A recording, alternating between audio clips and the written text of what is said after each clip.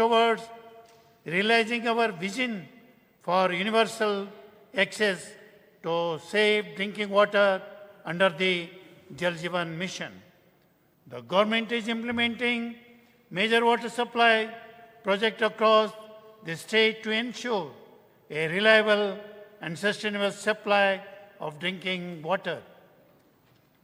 The government continues to highest priority to rural infrastructure development and livelihood enhancement to improve incomes and quality of life in villages. Under the Pradhan Mantri Awas Yojana, over 1.55 lakh homes have already been completed. Women's empowerment has been significantly strengthened through the National Rural Livelihood Mission. To ensure good governance, block offices are being built in all the 56 C&RD blocks to improve the last mile public service delivery in the state. Farmers are backbone of society, and the state is guided with the objectives of more than doubling farmers' income. Across the state, farmers, collectives, and enabling producers to move from subsistence to value creation. The government has made significant progress in strengthening livestock health, productivity, and farmer livelihoods across the state. Under schemes such as CM Elevate, nearly 2,000 farmers have received subsidy support across the piggery, poultry, and goatry sectors. Meghalaya's fisheries sector continues to expand as an important component of the primary economy. In the recent years, fish production reaches 23,456 metric tons, making an increase over the previous year, though demand continues to exceed supply. Sericulture and weaving play a vital role in poverty elevation.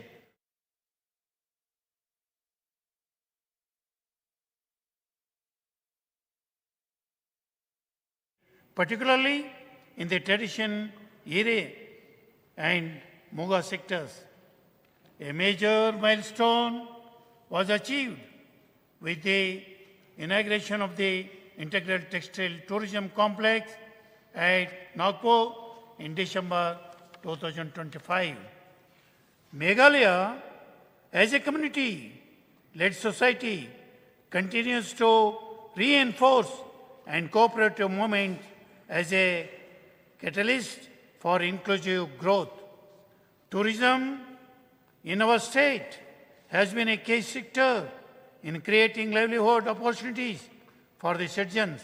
Since 2022, tourist footfalls have grown by nearly 60%, reflecting the state's rising profile as a premier destination in India. The Chief Minister's Meghalaya's grassroots music program has created more than 6,500 direct and indirect livelihood opportunities for our young artists. As part of our efforts to ensure inclusive development, the government continues to implement a wide range of programs to support women, children, senior citizens, and persons with disabilities. A network of 2,148 Anganwadi centers has been redesigned with child-friendly features. The DREAM mission has advanced through a holistic community-driven approach. The state has made significant progress in advancing the rights and inclusion of the persons and disabilities. The government continues to prioritize food security, consumer protection, and efficient delivery of essential services. Housing remains as the heart of our vision for dignity and opportunity for our citizens. By expanding access and improving delivery, Meghalaya has advanced health services with tangible results for every household. Sustained investments in infrastructure, human resources, and system strengthening have transformed the sector. Financial protection and digital transparency have further reinforced public trust in the health system.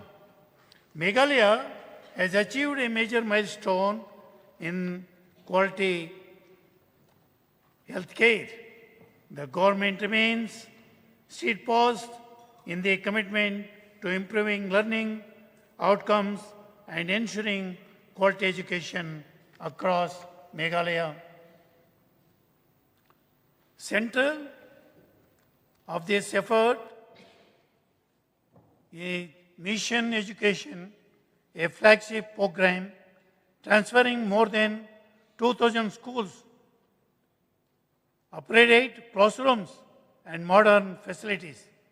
The State Cabinet has approved the state curriculum framework for the foundational stage. Higher education in Meghalaya is witnessing unprecedented expansion. Recently, government approved the establishment of Meghalaya's Teachers Training Academy. Aligned with the vision of inclusive growth, the state continues to uphold workers' rights and strengthen labor welfare. Meghalaya State Skill Development Society is delivering comprehensive human capital strategy. Meghalaya is rapidly emerging as a sporting hub in the country.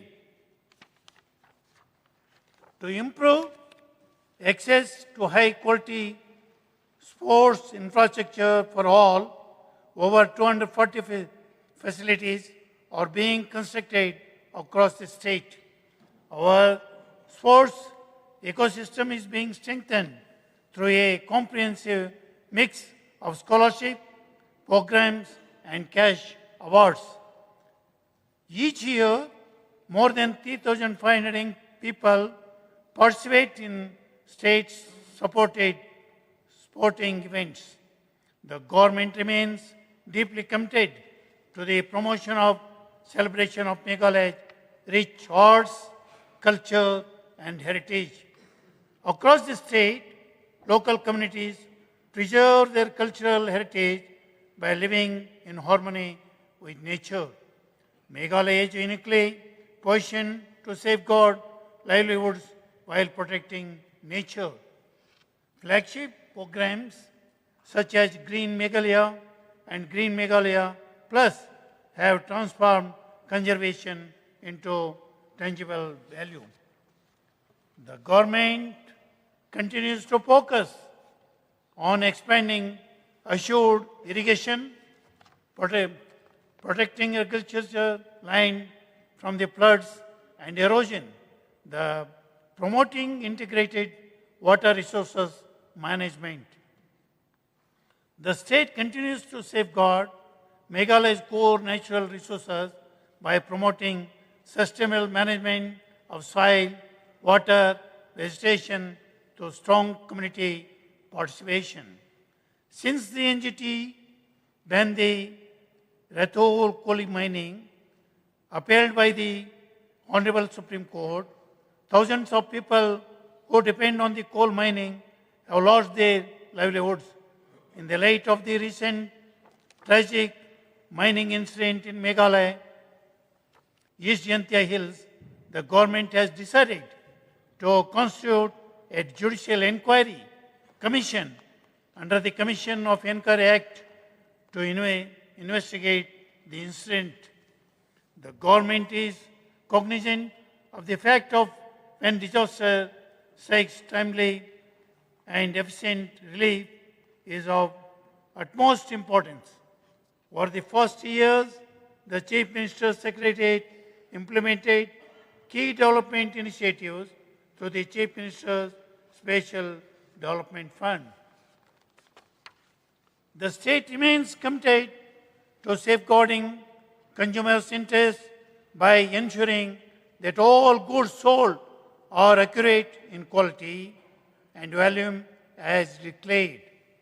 The government continues to strengthen transparent and citizen-centric communication, including the observance of the World Press Foundation Day and National Press Day.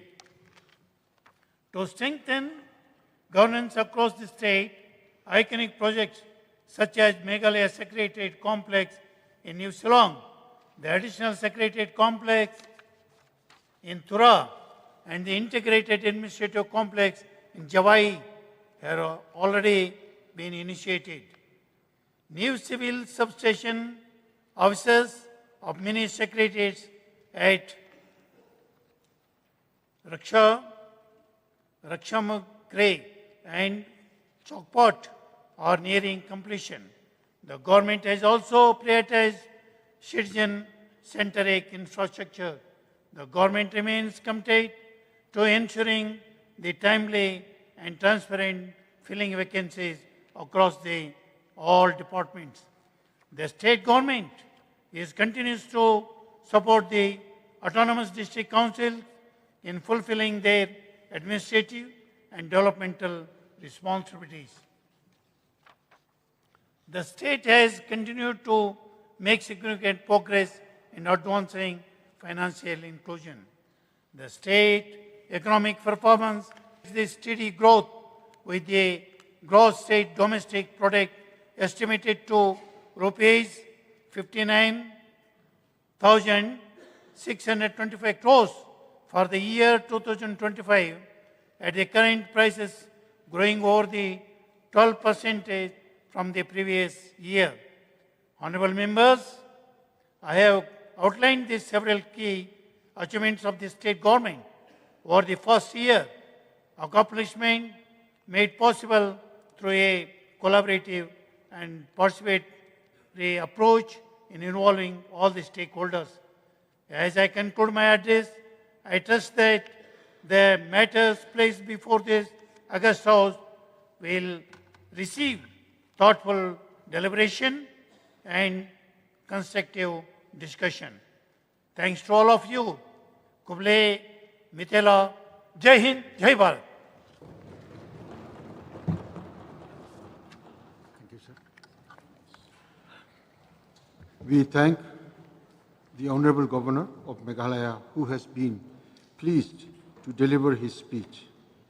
Now, a tea party has been arranged in honor of the Honorable Governor in the Assembly Hall Annex. All the honorable members and senior officers are cordially invited to join the tea party. Separate tea party arrangement has also been made for officials on duty and media persons in the Assembly compound pandal. The House will now adjourn till 11:30 a.m. Now may I request all to kindly rise for the national song, national anthem, and the state anthem.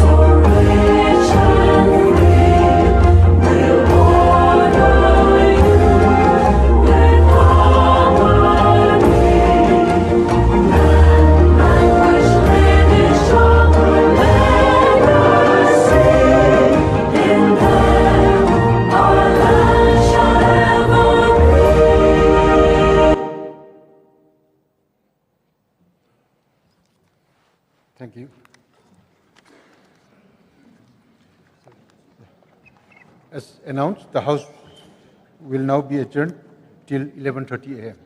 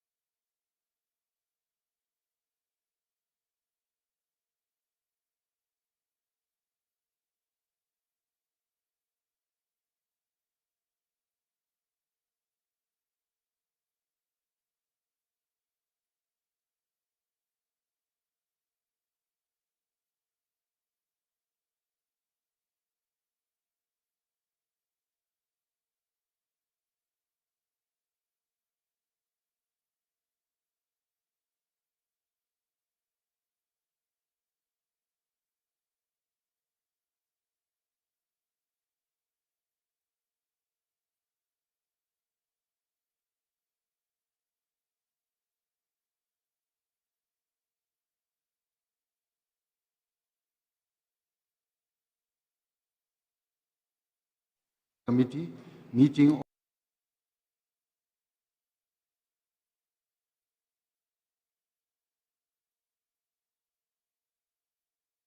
on 27th January 2026 to settle the calendar for the budget session 2026. It was attended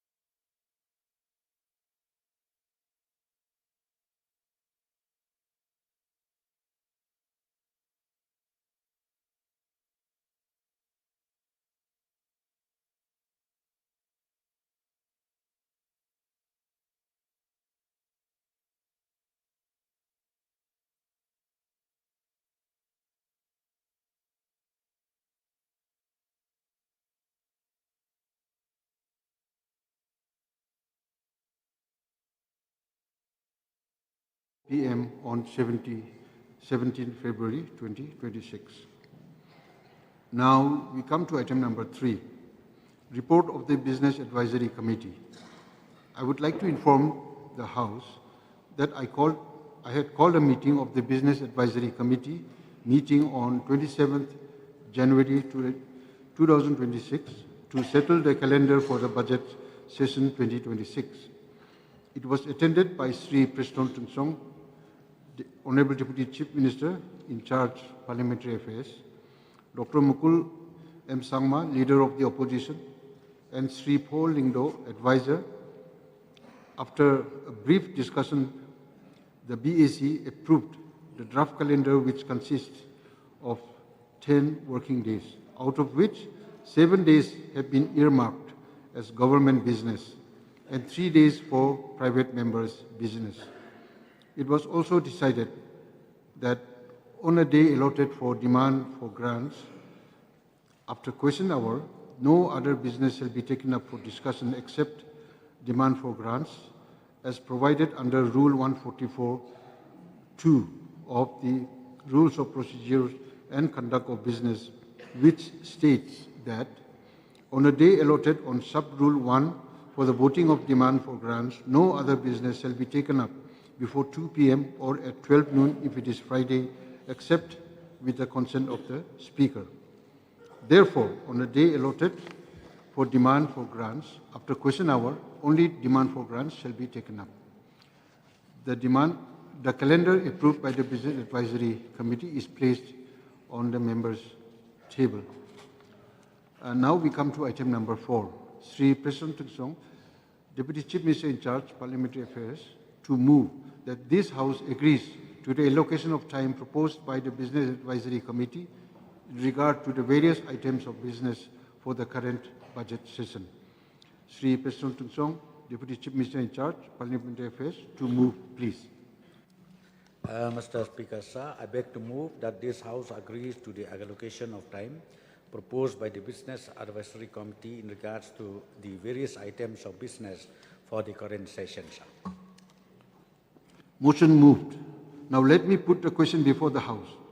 The question is that this House agrees to the allocation of time proposed by the Business Advisory Committee with regard to various items of business for the current budget session 2026. Those who are in favor say aye. Those who are against say no. The ayes have it, the ayes have it. The motion is carried and the House agrees to the allocation of time proposed by the Business Advisory Committee for the current budget session 2026. Now we come to item number 5, Panel of Chairmen. In pursuance of Rule 9(1) of the Rules of Procedure and Conduct of Business in the Meghalaya Legislative Assembly, I hereby nominate the following members to constitute the panel of chairmen for the budget session 2026. Number 1, Sri Roni V. Lingdo, MLA. Number 2, Sri Paul Lingdo, MLA. Number 3, Sri Martin J. Sangma, MLA. Number 4, Sri Dr. Mizanur R. Kazi, MLA. Before we take up the item number 6, I would like to inform the House that the Chief Minister would like to make a suo motu statement under Rule 55 of the Rules of Procedure and Conduct of Business. Chief Minister, please.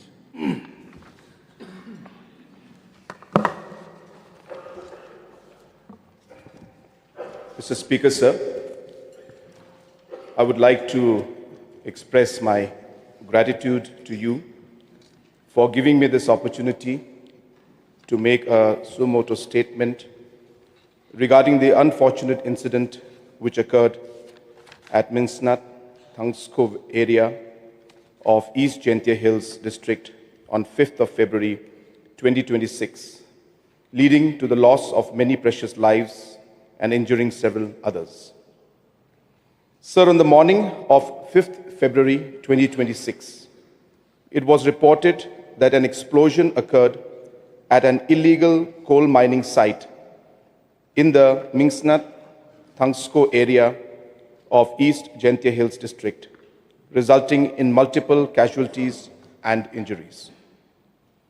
The district administration, district police, SDRF, NDRF, fire and emergency services, and medical teams immediately launched coordinated search and rescue operations, during which 18 bodies were recovered on the first day, 4 bodies on 6th of February 2026, 2 bodies on 7th of February 2026.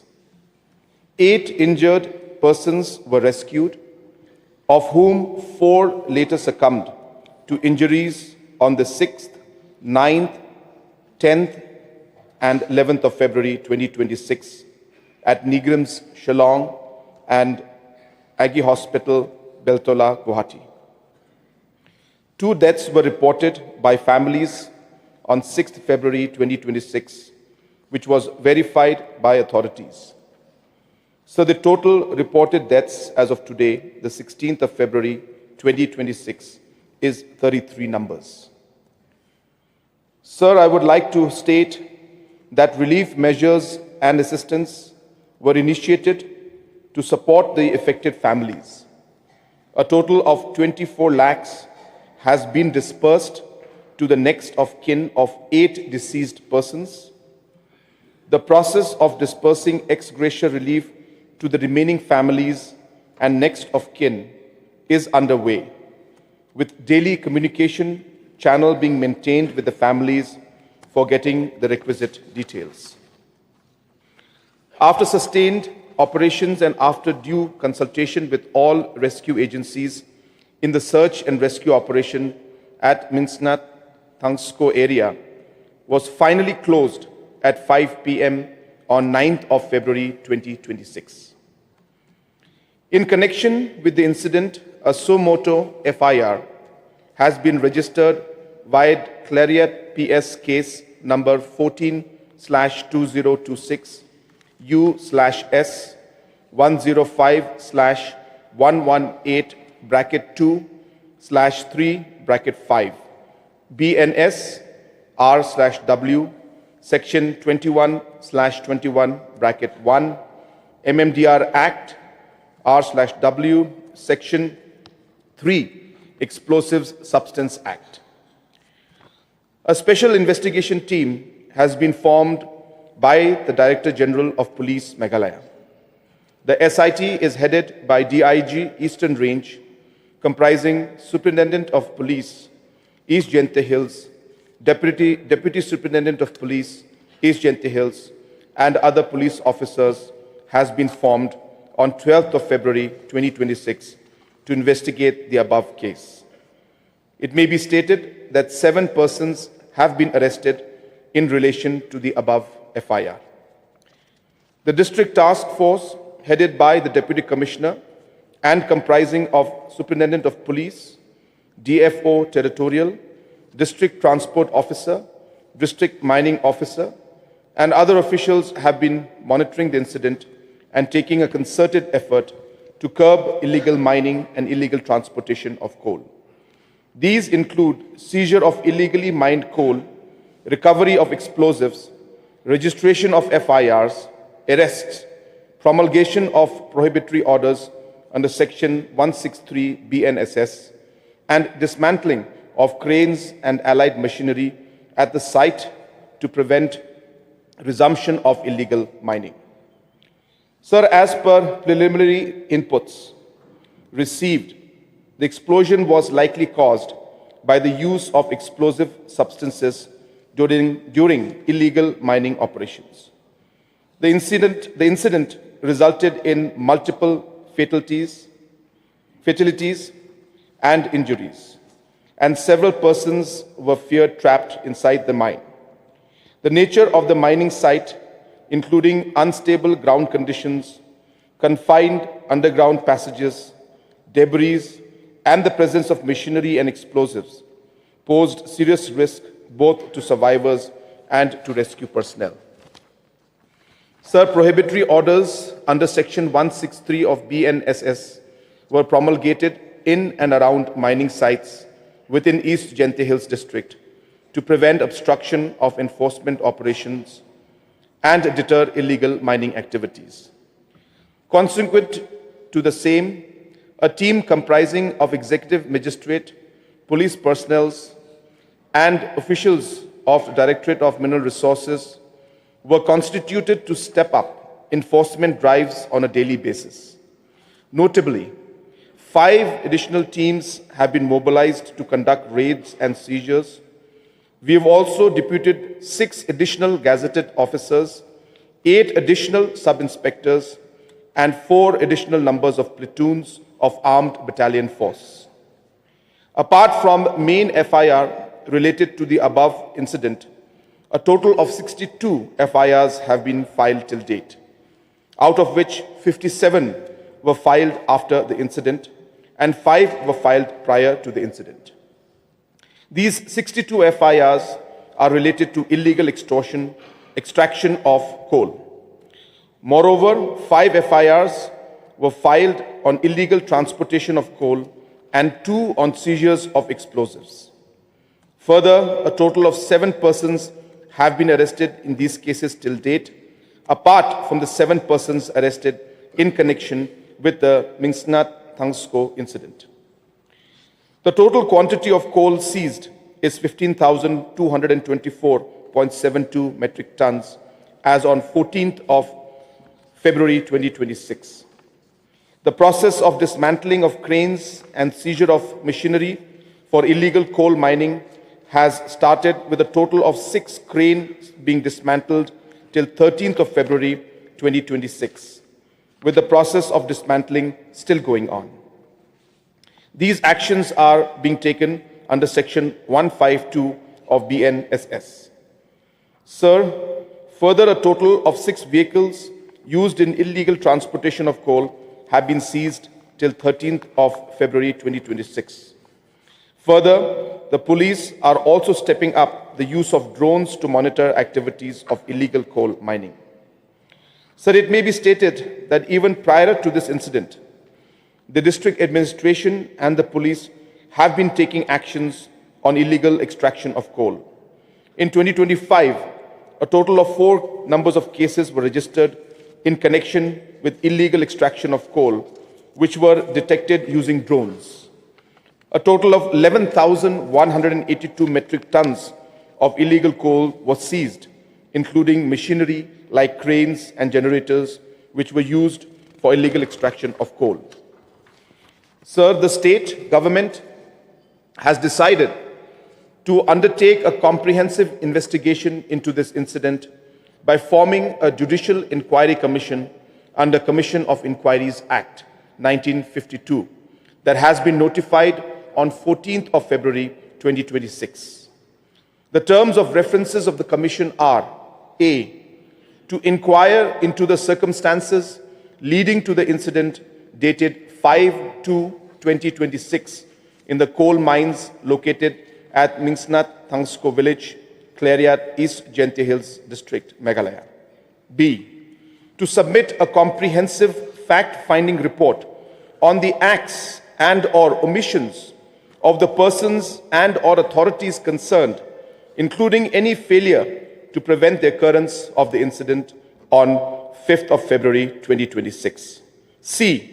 To examine the root causes of illegal coal mining in the state of Meghalaya, including but not limited to the working conditions of laborers and miners whose livelihoods depend on coal mining.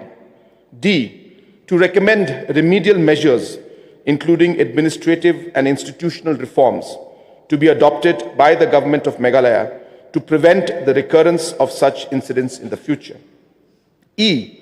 To suggest appropriate measures, including financial packages or rehabilitation schemes for persons whose livelihood depended on coal mining prior to it was banned by Honorable National Green Tribunal in original application number 73/2014, wide order dated 17/2/2014. And F. To suggest as to whether the government of Meghalaya ought to approach Her Excellency, the President of India, for any relaxation, modification, exception in application of the provisions of the Mines and Minerals Development Act 1957 or any other applicable law passed by Parliament under Para 12AB of the 6th Schedule of the Constitution in view of the traditional practices of mining prevalent in the state of Meghalaya. So this commission is being headed by Justice Retired R.S. Chauhan, former Chief Justice of Uttarakhand High Court and former Chief Justice of Telangana High Court, as the chairperson, with two members, namely Shri H. Nongplu, IPS retired, and Shri Peter Dakhar, IAS retired. The commission has been given a time of 6 months to submit the inquiry report. So with this, the state government is committed towards ensuring that illegal coal mining and illegal transportation does not go unchecked. It is this government that has taken steps to ensure that scientific mining is also taken up, with 3 approvals already obtained for scientific mining and 20 more being forwarded to the Government of India, which are at advanced stage of receiving clearances. The Judicial Commission of Inquiry, as per the terms of reference, will undertake not only an investigation of the incident that occurred on the 5th of February 2026, but will examine the root cause of illegal mining and suggest measures which will, as per the Commission of Inquiry Act 1952, again be placed in this august House. With these submissions and with these few words, I once again thank you for giving me this opportunity to give a suo motu statement on the incident that occurred. Thank you so much, sir. Thank you. As per Rule 55, there will be no question or clarification on the suo motu statement issued by the Honorable Chief Minister. So now we come to item number 6. Sri Suma Balangdar, Deputy Chief Minister in charge, Commerce and Industries, to lay the 41st, 42nd and 43rd annual report of the Meghalaya Handloom and Handicrafts Development Corporation Limited for the year 2019-2020, 2020-2021 and 2021-2022. Deputy Chief Minister in charge, please. Mr. Speaker, sir, I beg to lay the 41st, 42nd and 43rd annual report of the Meghalaya Handlooms and Handicraft Development Corporations Limited for the year 2019-2020, 2020-2021 and 2021-2022. Now we come to item number 7. Sri Metbalingdo, Minister in charge, power to lay the following. Number 1, the 14th annual report of the Meghalaya Energy Corporation Limited for the financial year 2022 to 2023. Number 2, 14th annual report of the Meghalaya Power Transmission Corporation Limited for the financial year 2022 to 2023.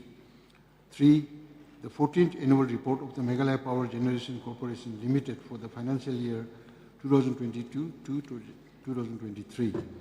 And number 4, the 18th annual report of the Meghalaya State Electricity Regulatory Commission for the financial year 2024-25. Number 5, the 18th annual report of the Meghalaya State Electricity Regulatory Commission for the financial year 2024 to 2025. Minister in charge, please. Mr. Speaker, sir, I beg to lay the following. A, the 14th annual report of the Meghalaya Energy Corporation Limited for the financial year 2022-2023.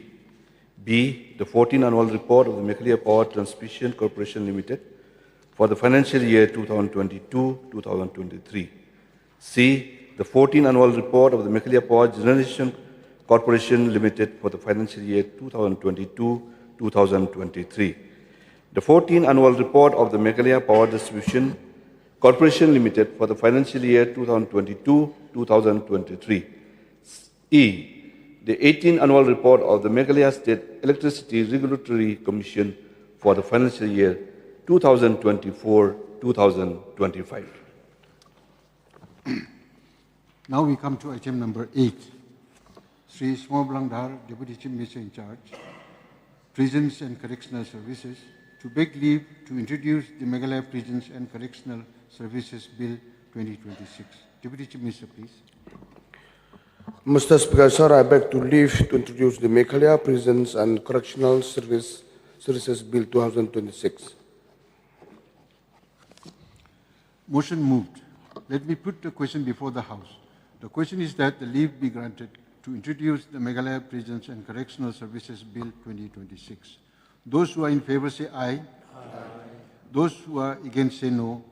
The ayes have it. The ayes have it. The motion is carried, and leave to introduce the Meghalaya Prisons and Correctional Services 2026 is granted. Sri Somabalangdar, Deputy Chief Minister in charge, to introduce the bill, please. Mr. Speaker, sir, I beg to leave to introduce the bill.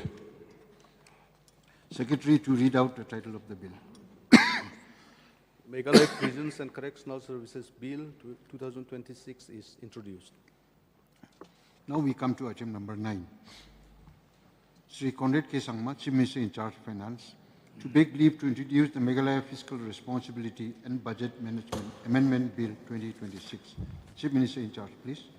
Mr. Speaker, sir, I beg leave to introduce the Meghalaya Fiscal Responsibility and Budget Management Amendment Bill 2026. Motion moved. Now let me put the question before the House. The question is that the leave be granted to introduce the Meghalaya Fiscal Responsibility and Budget Management Amendment Bill 2026. Those who are in favor say aye. Aye. Those who are against say no. The ayes have it. The ayes have it. The motion is carried, and the leave to introduce the Meghalaya Fiscal Responsibility and Budget Management Amendment Bill 2026 is granted. Sri Conrad K. Sangma, Chief Minister in charge, to introduce the bill, please. Mr. Speaker, sir, I introduce the bill. Secretary to read out the title of the bill. The Meghalaya Fiscal Responsibility and Budget Management Amendment Bill 2026 is introduced. Now we come to item number 10. Sri Conrad K. Sangma, Chief Minister in charge of Finance, to present the supplementary demands for grants and supplementary appropriation for 2025-2026. Sri Conrad K. Sangma, Chief Minister, please. Mr. Speaker, sir, I beg to present the supplementary demands for grants and supplementary appropriation for the year 2025-2026. Now we come to item number 11. Sri Preston Tungsong, Deputy Chief Minister in charge, Parliamentary Affairs, to move. Whereas Sri Lakshman Rambui have ceased to be a member of the Committee on Public Accounts by virtue of his being appointed Minister with effect from the date of his appointment as Minister, this Assembly do elect another one member in accordance with Rule 242(1) of the Rules of Procedure and Conduct of Business in the Meghalaya Legislative Assembly to fill up the vacancy for the remaining term for the said committee in accordance with the principle of proportional representation by means of a single transferable vote. Deputy Chief Minister, Please. Mr. Speaker, sir, I beg to move that whereas Sri Lakshman Rambui have ceased to be a member of the Committee on Public Accounts by virtue of his being appointed Minister with effect from the date of his appointment as Minister, this Assembly do elect another one member in accordance with Rule 242 sub Rule 1 of the Rules of Procedure and Conduct of Business in the Meghalaya Legislative Assembly to fill up the vacancy for the remaining terms for the said committee in accordance with the principle of proportional representation by means of single transferable vote. The Secretary to notify the date, time and place of holding the election. Now we come to item number 12.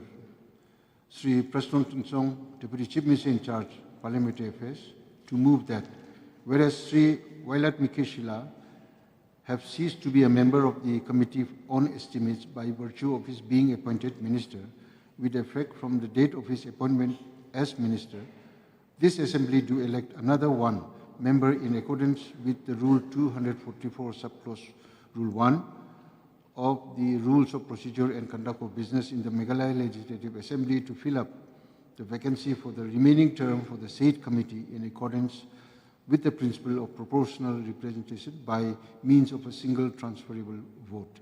Deputy Chief Minister in charge, please. Mr. Speaker, sir, I beg to move that whereas Sri Vailat Mikeshila have ceased to be a member of the Estimates Committee by virtue of his being appointed Minister with effect from the date of his appointment as Minister, this Assembly do elect another one member in accordance with Rule 244 sub Rule 1 of the Rules of Procedure and Conduct of Business in the Meghalaya Legislative Assembly to fill up the vacancy for the remaining term of the said committee in accordance with the principle of proportional representation by means of single transferable vote. The Secretary to notify the date, time and place of holding the election.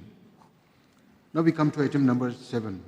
Sri Preston Tunsong, Deputy Chief Minister in charge, Parliamentary Affairs, to move that in pursuance of the Rule 244(1) of the Rules of Procedure and Conduct of Business in the Meghalaya Legislative Assembly, this Assembly now elect one member to the House to fill up the vacancy in the Estimates Committee for the remaining term for the said committee in accordance with the principle of proportional representation by means of a single transferable vote. Deputy Chief Minister, please. Mr. Speaker, sir, I beg to move that in pursuance of Rule 244 sub Rule 1 of the Rules of Procedure and Conduct of Business in the Meghalaya Legislative Assembly, this Assembly do now elect one member of the House to fill up the vacancy in the Estimate Committee for the remaining terms for the said committee in accordance with the principle of proportional representation by means of single transferable votes. The Secretary to notify the date, time and place of holding the election. Now we come to item number 13, obituary references. We begin with the Chief Minister, please. Mr. Speaker, sir, in the last 6 months, the state of Meghalaya and other states in the country and the nation as a whole has lost many, many distinguished leaders. In our own state of Meghalaya, we lost our former Chief Minister of Meghalaya, late Dr. D.D. Lapang, who passed away on 12th of September 2025. He was 91 years old. We also lost late R.A. Lingdo, former Minister of State of Meghalaya, who represented Soyong constituency. He passed away on the 4th of December 2025. He was 80 years old. Late Imkong L. Imchen, former Minister of Nagaland, who passed away on the 11th of November 2025. He was 75 years old. Late P.P. Thankachan, former Speaker of the Kerala Legislative Assembly, who passed away on the 11th of September 2025. He was 86 years old. Late Giriraj Prasad Tiwari, former Speaker of the Rajasthan Legislative Assembly. He passed away on the 2nd of October 2025. He was 104 years old. Late Ravi Nayak, former Chief Minister of Goa, who passed away on the 15th of October 2025. He was 79 years old. Late Yogendra Makhwana, former Union Minister of Government of India from Gujarat, who passed away on the 21st of October 2025. He was 2 days short of his 92nd birthday. Late Mainul Haq, a former member of the West Bengal Legislative Assembly, who passed away on the 2nd of November 2025. He was 62 years old. Late H.Y. Meti, a senior Congress leader and 5-time member of the Karnataka Legislative Assembly, who passed away on the 4th of November 2025. He was 79 years old. Late Sudhakar Singh, former member of the Uttar Pradesh Legislative Assembly, who passed away on 20th of November 2025. He was 67 years old. Late Diwakar Bhatt, former member of the Uttarakhand Legislative Assembly, who passed away on the 25th of November 2025. He was 79 years old. Late Sri Prakash Jaiswal, former Member of Parliament and Union Minister from Uttar Pradesh, who passed away on 28th of November 2025. He was 81 years old. Late Shivraj Vishwanath Patil, former Lok Sabha Speaker and Union Minister of India from Maharashtra, who passed away on the 12th of December 2025. He was 90 years old. Late Ram Vilas Vedanti, former member of the Lok Sabha from Madhya Pradesh, who passed away on 15th of December 2025. He was 67 years old. Late Bishwa Bandhu Sen, Speaker of Tripura Legislative Assembly, who passed away on 26th of December 2025. He was 72 years old. Late Suresh Kalmadi, Senior Congress leader and former Union Minister from Maharashtra, who passed away on 6th of January 2026. He was 81 years old. Late N. Sundaram, former member of the Tamil Nadu Legislative Assembly, who passed away on the 26th of January 2026. He was 72 years old. Late Ajit Pawar, former Deputy Chief Minister of Maharashtra, who passed away on 28th of January 2026. He was 66 years old. Sir, all the leaders who we have lost have contributed immensely to their own state and to society and the nation as a whole. And I pay my deepest respect to all the departed souls and express my deepest condolences to the members of the bereaved family. Sir, amongst the leaders who we lost, late Dr. D.D. Lapang is somebody who I am very sure has touched the lives of every single member in this house. I am confident that almost every member in this house has engaged, worked, benefited, supported, whatever the word one would like to use. But late Dr. D.D. Lapang was somebody who was a mentor, a leader, a statesman to many, many people in our state and beyond. I have very, very fond memories of late Dr. D.D. Lapang.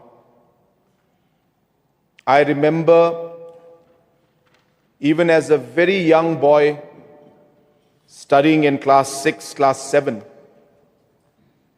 when he was together with late P.S. Sangma. Even during that time, I remember him coming to our house. I remember different programs that we used to have.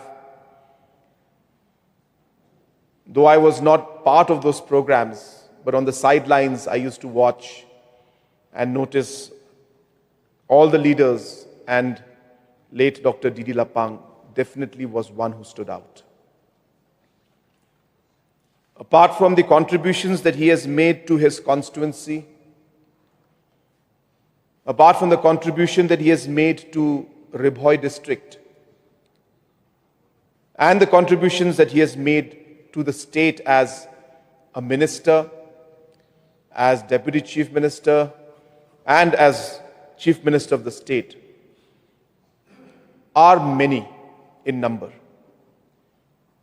It would be impossible for us to list down all the things that he has done for the state and for his people.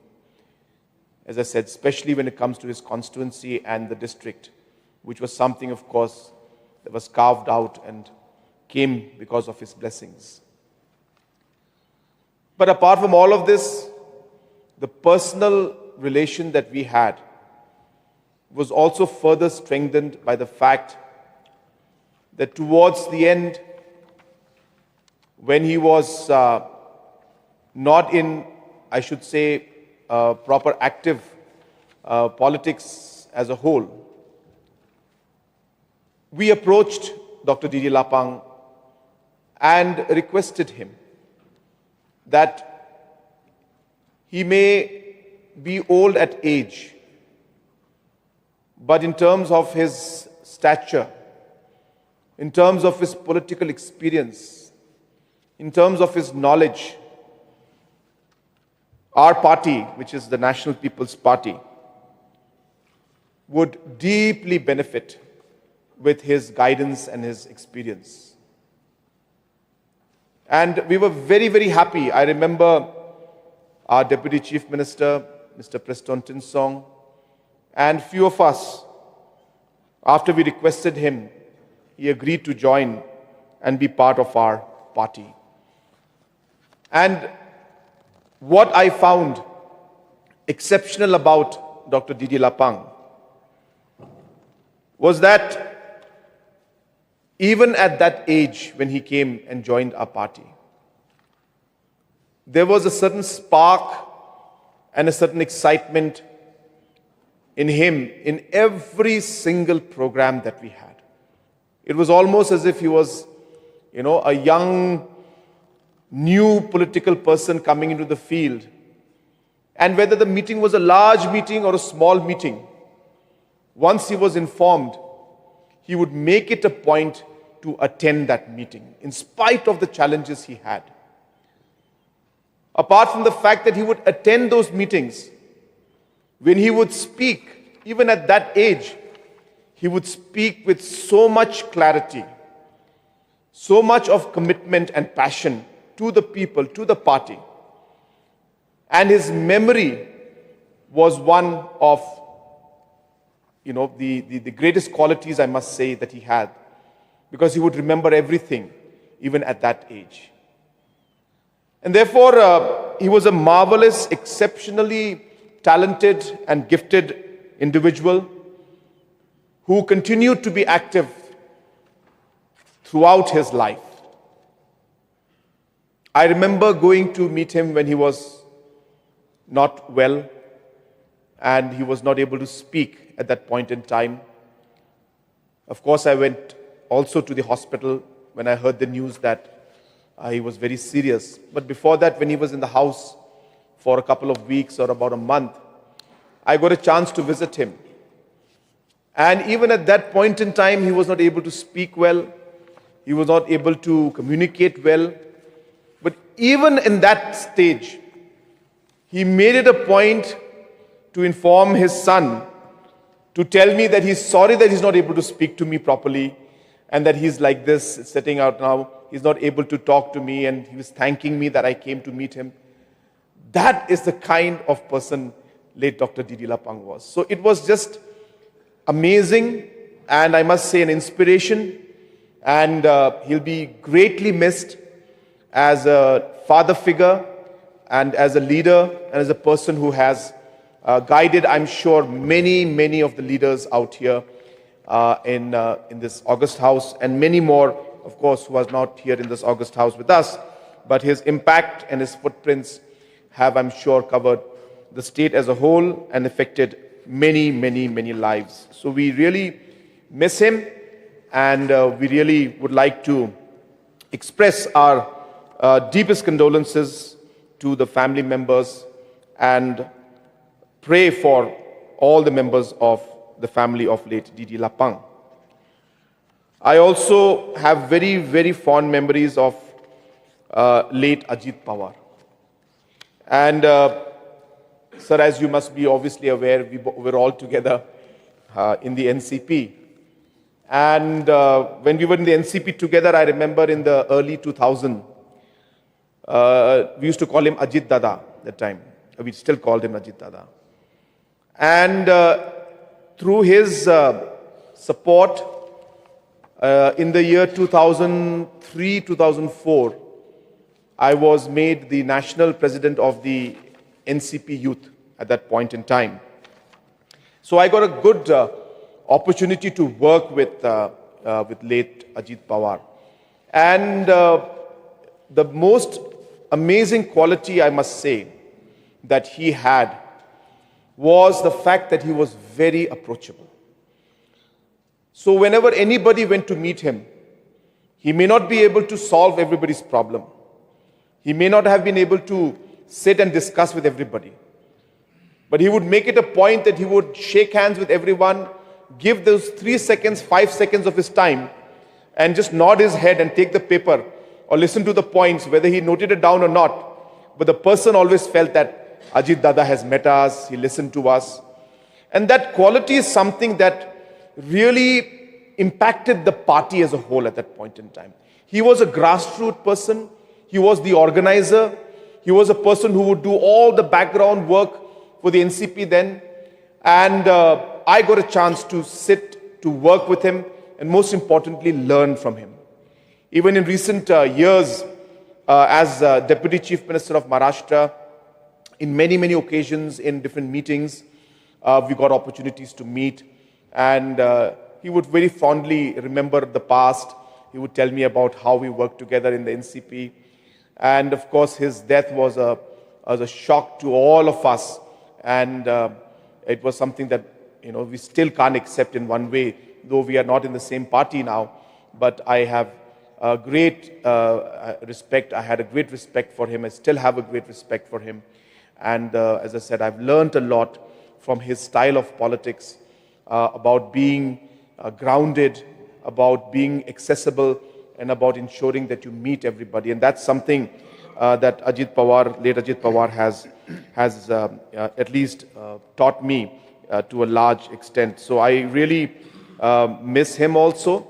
And I'm sure that there'll be a huge vacuum for the NCP as well as for the state of Maharashtra, because the region and the area that has been representing for a very long time, they will find it very difficult to fill that gap and that vacuum that late Ajit Pawar has left. I express my condolences to the family members of late Ajit Pawar, and I pray to Almighty that his soul may rest in eternal peace. There are so many other leaders that are there, very senior leaders. I did not have an opportunity to directly work with them, but leaders like late Shivraj Patil, are individuals who we always looked up to. We met in different occasions, but I never got a chance to work closely because they were much more senior to us. And even leaders like late Imchen was again somebody who I got an opportunity to meet multiple times. Again, a person who has been very active in Nagaland politics. And I never got an opportunity to work closely with him, but we met many times in different occasions, and of course shared a lot of discussion about Nagaland politics.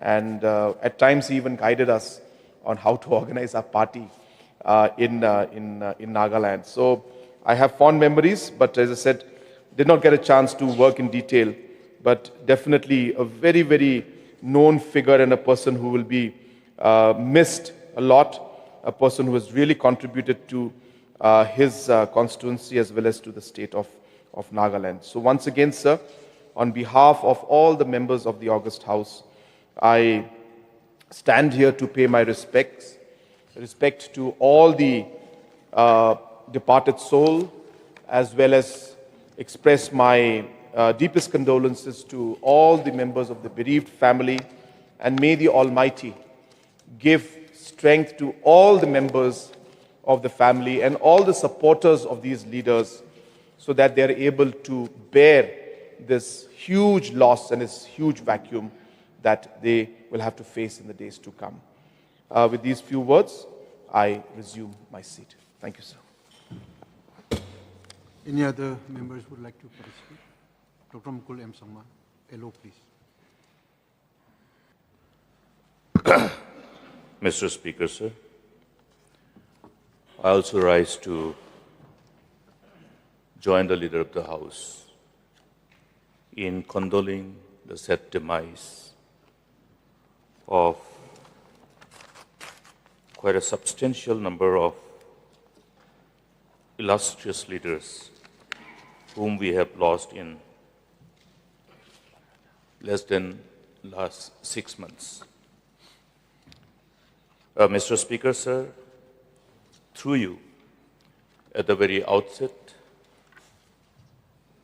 I would like to convey my deepest condolences to the members of the bereaved family of these illustrious leaders who have left us, and would like to pray that the gracious Almighty God grant them solace and fortitude to overcome this irreparable loss to all the bereaved families. Mr. Speaker, sir, we have lost leaders whom we have known and who are very close and with whom we are closely associated. We have lost one of our own leaders, Dr. Didi Lapang. We also lost one of our leaders from the state, late Rein Augustine Lingdo. We also lost late Imkong L. Imchen from Nagaland. We also lost late PP Tankachan. We also lost late Giriraj Prasad Tiwari. We also lost Rabi Naik. We also lost late Yogendra Makwana. We also lost late Mainul Haq. We also lost late H.Y. Mitti. We lost L. Sudhakar Singh. We also lost late Divakar Bhatt.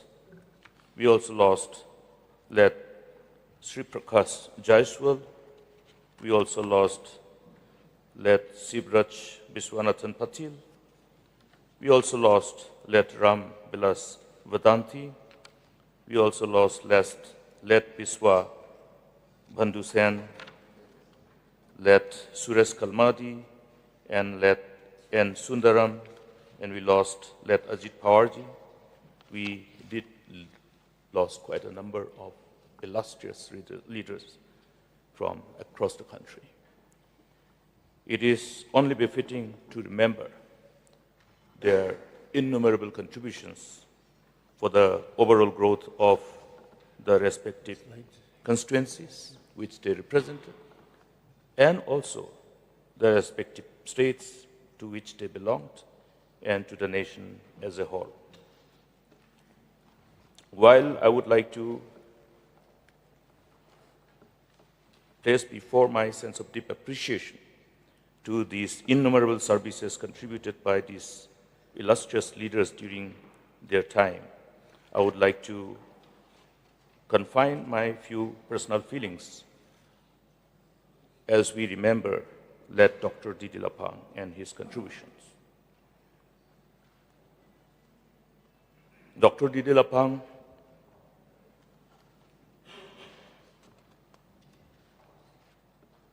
a man known by each and everyone across the state.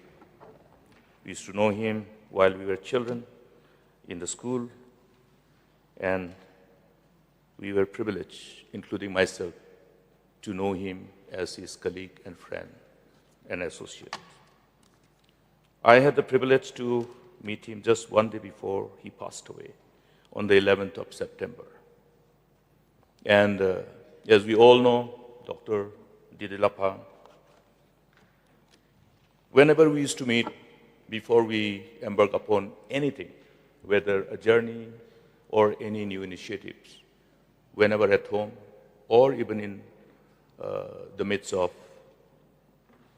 people, when surrounded by faithfuls, he will lead us with prayer. He would always pray.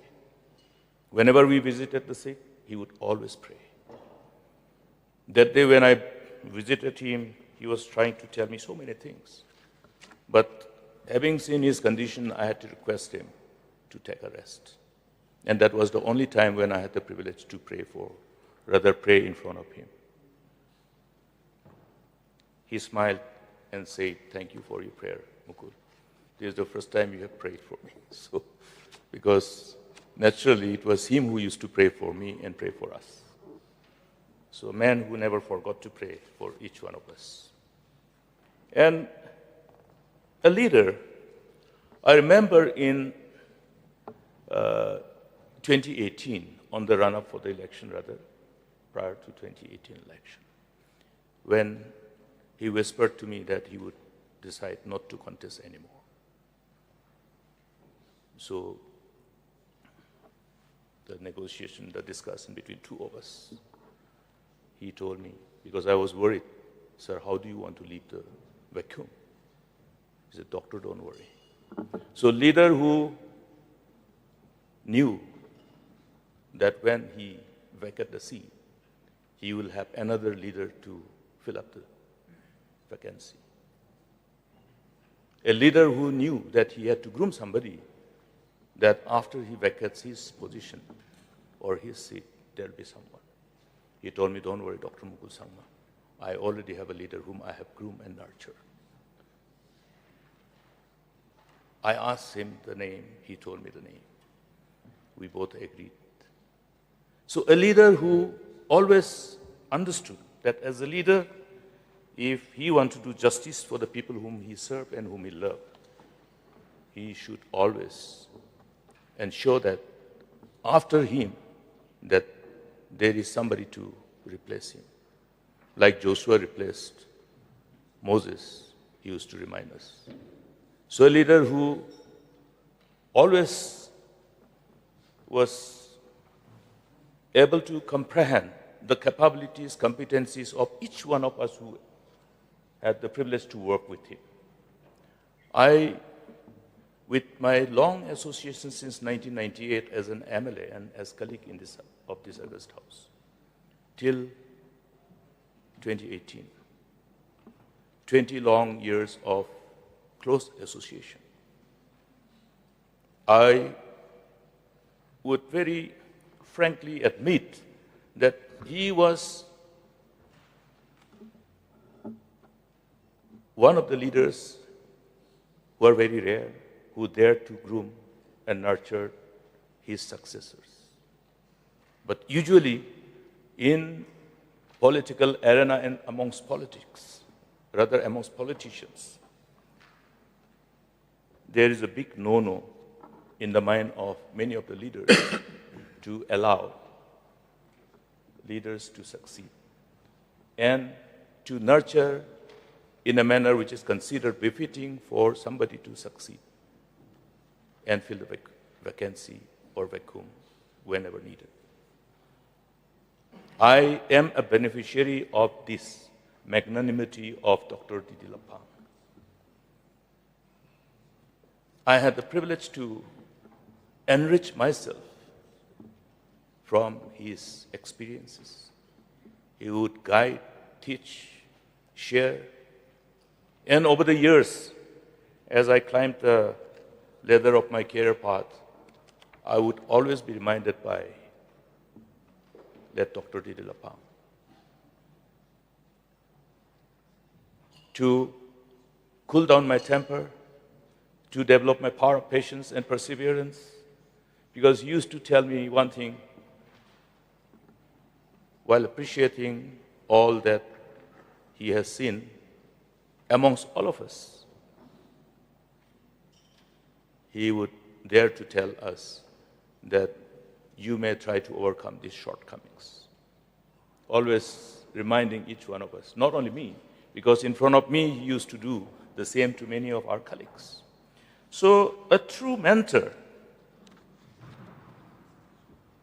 not just a colleague and friend and associate. So in him, we did see the immense quality which we tried to inherit. He was one of the very few politicians who had the art of accommodation. He had the art of pacifying somebody who is angry. The moment he knows that somebody is angry with him, he knows how to handle him and pacify him and ensure that the angry man becomes so mellowed down. The art of mellowing down people. In fact, I am also, again, a beneficiary of that art. We did have innumerable occasions of taking a call on issues that confronted the state. And he would always allow a healthy discussion and debate before taking a decision. He would always be receptive to the kind of suggestions or any idea that can emanate out of that collective discussions and decisions. And the power of being able to appreciate whenever any idea emanates from any of our colleagues and how we collectively factor them as we embark upon in any initiative, new or in course correction, while confronted by challenges.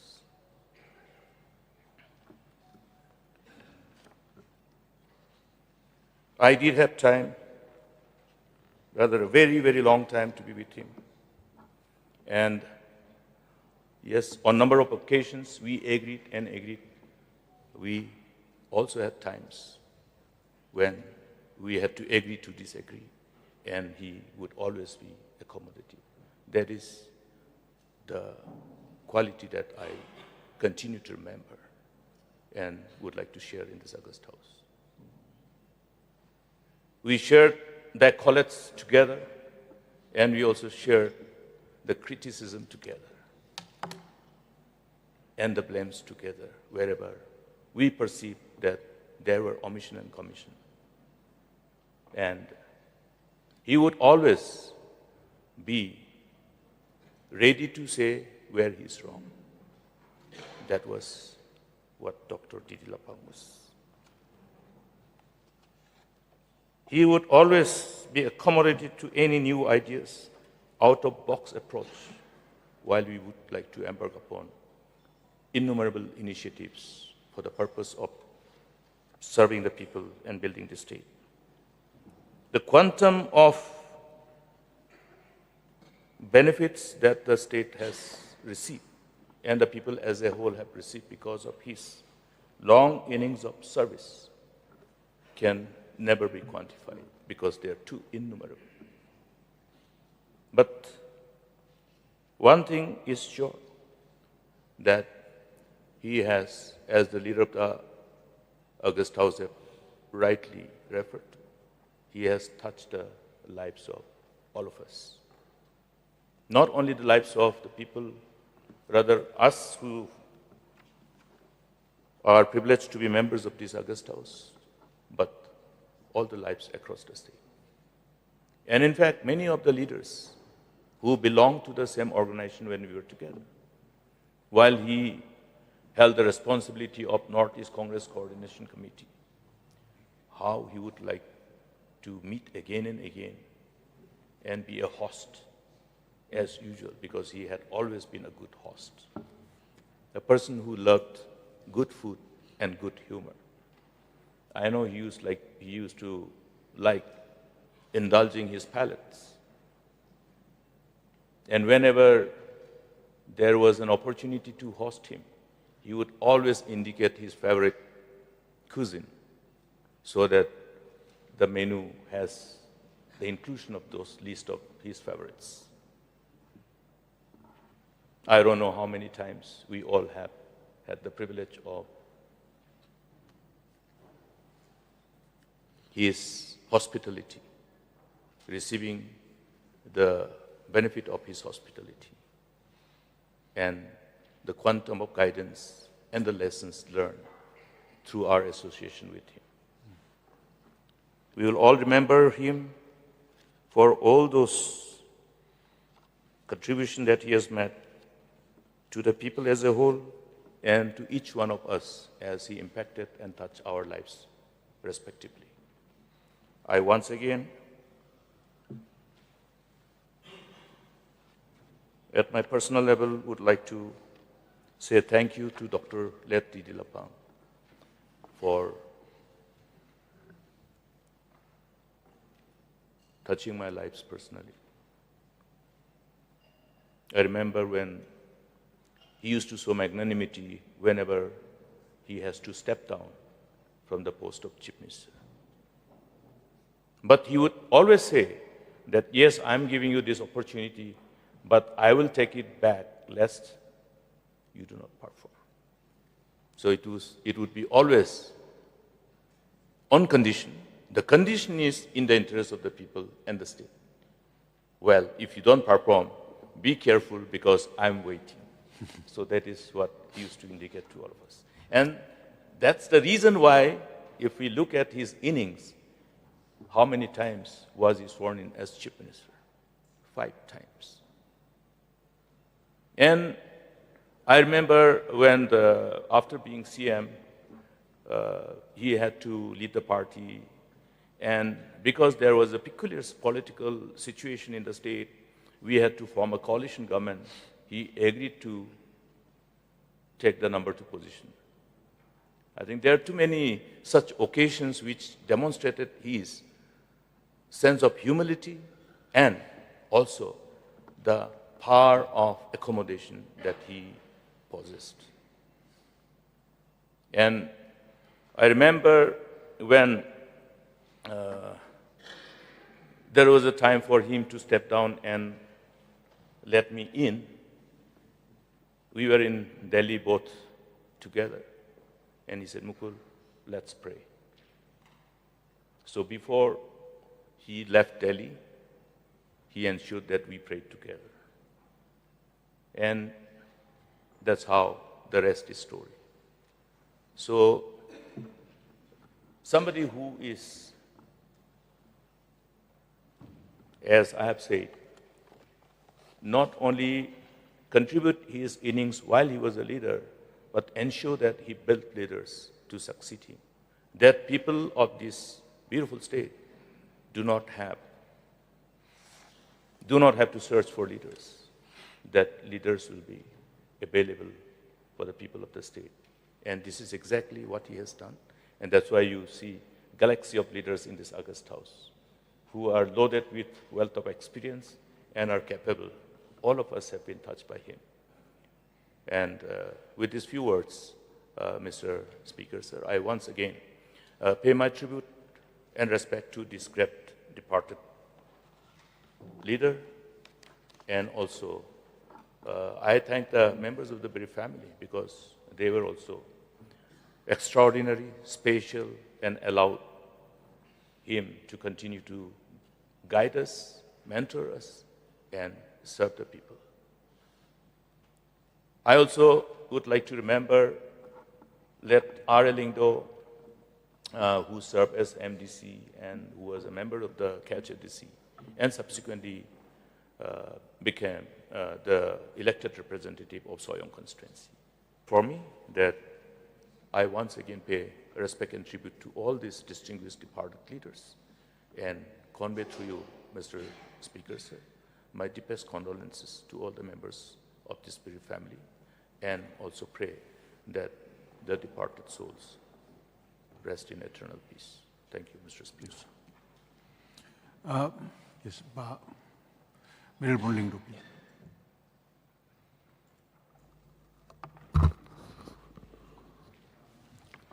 Honorable Speaker, sir, I rise to participate, to join hand the leader of the House and the leader of opposition to pay homage and tribute to all the leaders who have passed away in the past 6 months. We have lost two of the leaders from the state, late Dr. Didi Lapang and late Shri R.A. Lendok. Apart from these two leaders, there are as many as 16 other distinguished parliamentarians as well as members in the Legislative Assembly whom we have lost. I would like to recall my association with Dr. Didi Lapang, who has represented Nongpok constituency for 8 consecutive terms since 1972. For me personally, he is not only the leader who have represented the constituency and who have contributed to the state for so long, but to me personally, he is a father figure, he is a mentor, he is a guide who have always stood like a rock behind all the issues that the people of the state has faced in the past. We cannot deny the fact that in a vibrant democracy, in the ups and downs, with respect to various government in the state since 1972 till 2018. He has a great role to play with regard to the issues that he has led from the front. On this very occasion, today, when we pay homage and we remember the departed soul, I would take this opportunity to express my deepest condolences to the bereaved family, especially to his wife, Kong Amethyst Bla, and all the children, the grandchildren, and the family members. As I have said in my opening remark, he has been sworn in 5 times as the Chief Minister of the state. And when we recall about his association with one of the oldest party of our country, the Indian National Congress, where he has associated himself somewhere in the year 1976-78 onward. Even though in the first election, he won as an independent candidate,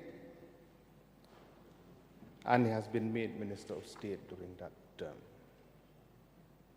After that, his dedication to the people of the constituency, the people of Ribhoi district, and the people of the state, in which his relationship, it is not within the political sphere of the state, but he is the person who has a broad relationship across party line, across community, across religion.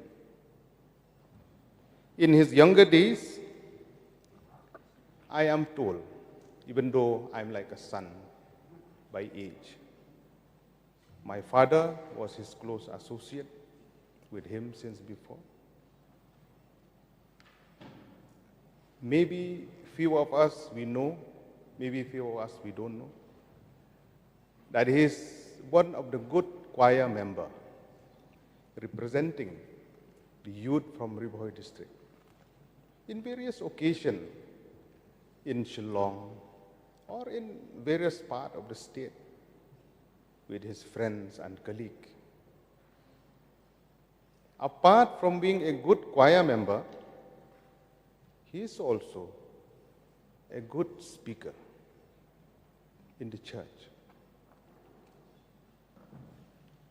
And I'm not wrong to say that many women, they used to cry when he delivered his message in the church, be it at the local church, be it at the presbytery or the synod and so on. That is the kind of the relationship that he has across community and religion. And I'm told by his family member, as a father in the family, also he has a great role to play, how to groom his children, grandchildren, even though he lost his daughter, where he has to take care of his grandchildren somewhere between the year 1984-85. He has been through thick and thin in his family life, political career, relationship with various community, NGO, civil society, but he stood like a rock to ensure that various issues from Nongpo constituency, Ribhoi district, to be heard in the August House, right from those days till the end of his tenure. As one of the citizens of Ribhoi during those days, we fondly remember Balapang as Mahe Dr. Didi Lapang. We used to call him the father of Ribhoi. He has a great role to play in 4th of June 1992, where Ribhoi district has been carved out of East Kasin district. And with the association with various leaders and NGOs like Riboy Dorbar, in which this dream and aspiration of the people has been fulfilled. Balapang has been associated in forming various association institutions within the district. Association like the Riboy Dorbar, sports association like the Riboy District Sports Association, church institution like the RBCF in Shillong, and various association NGOs like RBOF, Riboy Youth Federation. He acts like a founder. He is indeed a founder and an advisor to advise each and every one of them in various occasions. We fondly remember late Dr. Didi Lapang. Three of his qualities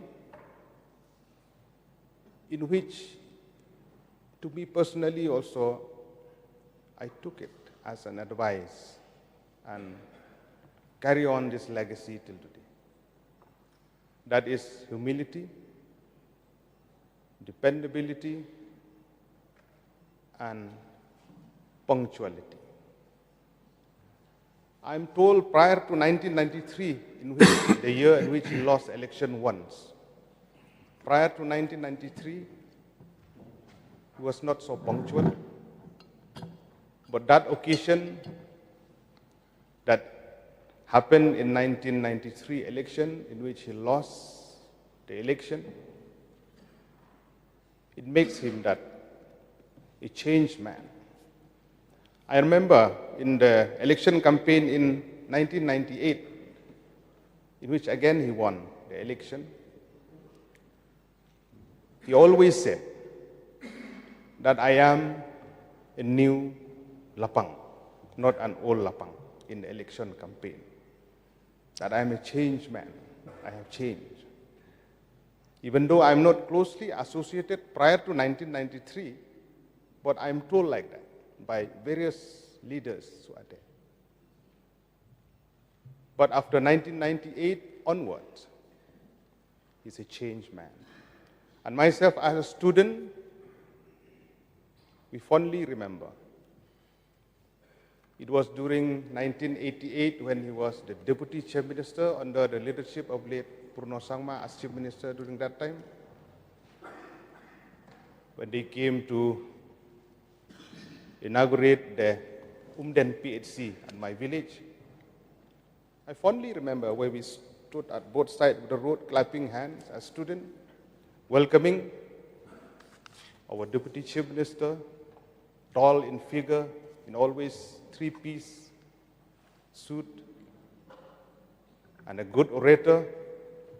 And I still remember, till today, there is one tree within the premises of the PHC at Umden, in which they planned during that time. It is still there till now also, in my own village. Speaker, sir, when we remember about his dedication, hard-working person, and a person who do not giving up, he will fight till the end. Various honorable members, senior member of this August House, they know very well about this. They will be well versed about the dedication and the hard working of Dr. Didi Lapang. He used to sit in his residential office till 12, 1, 2 o'clock also, meeting people. As members from his own constituency, I remember he always tell us, wait, let me complete people from here. You are from my own constituent, please wait. We used to wait and meet him. Even though he slept late at night, he woke up early morning, reading the Bible, well-dressed, again meeting people. This is a kind of nature that he has dedicated his life serving the people of the state for 40 years, including 5 years when he lost election is 45 years. Sir, it is a time in which personally I cannot forget the fact. After 2004 onward, after I complete my PG, I work closely associated with him, working in Youth Congress in various capacity. He has been the president of Meghalaya Pradesh Congress Committee, and he has been holding various positions in the state government, as I have said 5 times, as chief minister, as deputy chief minister, as cabinet minister, as leader of opposition. But the thing which I remember once he said, in line with our leader of opposition have said, that was in 2010, during the change of leadership before leader of opposition took over. That is human nature as a leader with my leader. Naturally, I don't want him to step down during that time. That is natural. All our leaders, we met and requested him, why you are going to step down as chief minister? The response he gave is that, quote, I am the loyal soldier of the party. I will abide by whatever the party high command will tell me, unquote. This is the exact word he said to each and every one of us. We are in Delhi that time. We went together. That was somewhere in October 2010. And before that also, we remember the incident, the issues of coalition government, the change of leadership between 2003 and 2008 within our state. Balapang was sworn in for the second time as chief minister in 2003, again stepped down in 2006, again swearing in for the third time in 2007, for the fourth time in 2008, where he was CM for not less than 10 days. He has to prove majority in the floor of the House, and he resigned before that because there is no number. And again for the fifth time, was sworn in 2009 for the last time. And this is on, and we have us a leader that time who closely associated with him. We recall all those experiences, the guidance, the dedication that personally I felt it is a training ground for me personally. And I must say on record that today I am what I am, it is due to late Dr. Didi Lapang. His contribution to me personally. It was in 2017 when I remember that he asked me, because during that time, in the month of May 2017, most of the leaders in Nongpok constituency, they left Balapang. Everybody left Congress that time. And he asked me, even you are going to leave me? I said, no, Mahe. Come what may, I will leave you. You will be our candidate for 2018 election. Because that time he is full prepared. Till the month of October 2017, he was prepared to contest 2018 election. And we are there at the ground to work for him, even though many people in the constituency have said he's too old like that, with due respect. But we are there, stood like a rock behind him. And this is God's will. He is unwell by the month of October. After we had a meeting in one village in Maulong where he was shivering, Balapang used to speak not less than half an hour or 25 minutes minimum. But that day he spoke only 5 minutes. He was shivering in the meeting. I thought something wrong. Then we advised him to leave and come back to Shillong.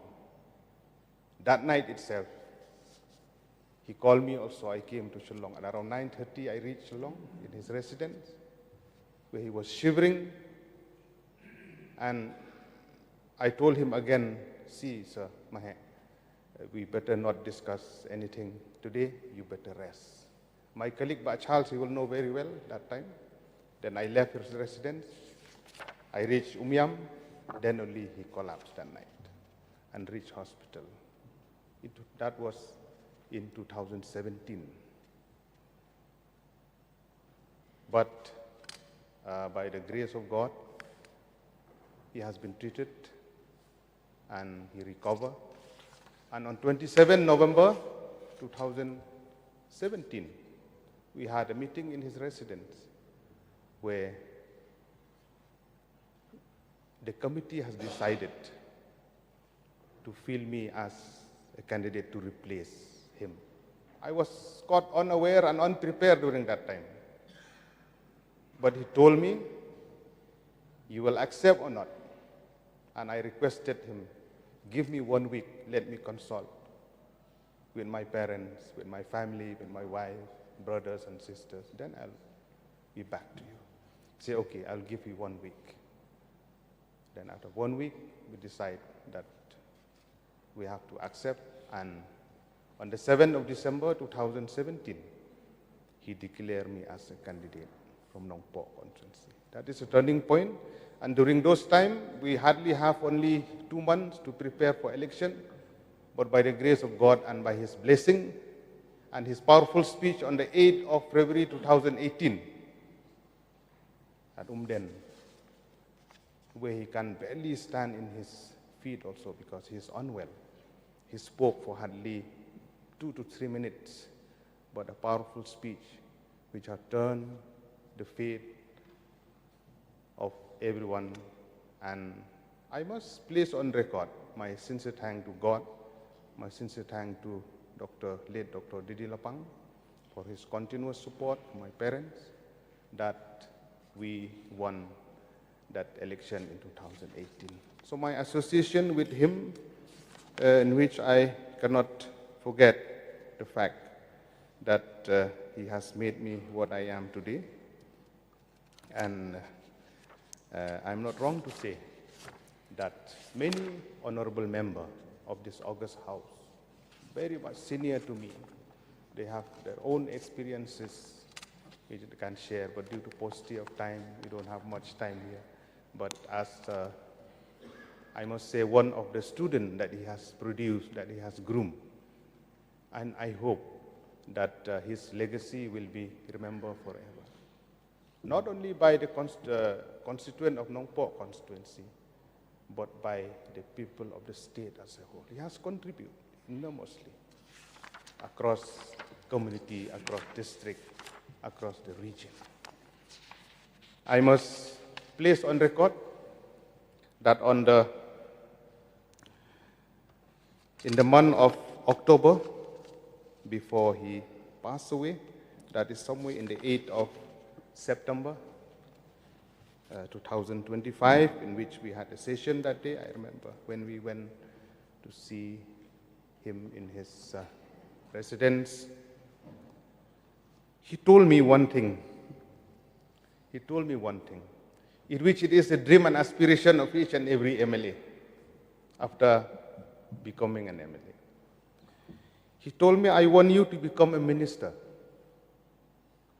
I told him, thank you, my head. Let's hope that your wish will come true one day. And as the student, as a person whom late Dr. Didi Lapang has groomed and made today, I would like to place on record my sincere thanks for his contribution, not only personally to me, but to the state, to the district, and the people of Ribhoi. They cannot forget that what he has done in the past, it will remain a legacy that we will follow in days to come. Sir, I also send my condolences to the family of Ba R.A. Lungdo, one of the leaders that we have lost, and all the another 16 leaders of our country. And I hope that even though we have lost so many great leaders who have contributed in their different capacities, we hope that many more leaders will come up to contribute to the society, especially to the state, to ensure that each and every citizen, the dream and aspiration that they have on all the 60 elected representatives will come through. And I'm not wrong to say the intention of each and every member when we come to this August House also is to ensure that we will represent our constituents in a constructive manner. Thank you, sir, for allowing me to take part. Thank you so much. Yes, Charles Mano.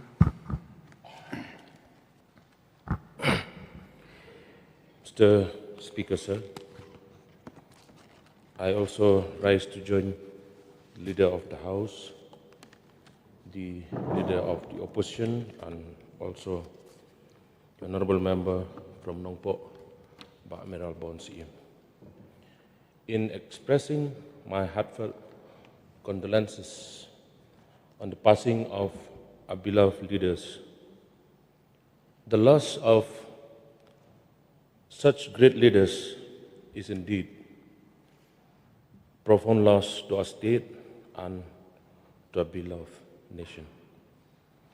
Through you, Mr. Speaker, sir, I convey my deepest condolences to the bereaved families and pray that God grant them strength, comfort, and peace during this difficult time.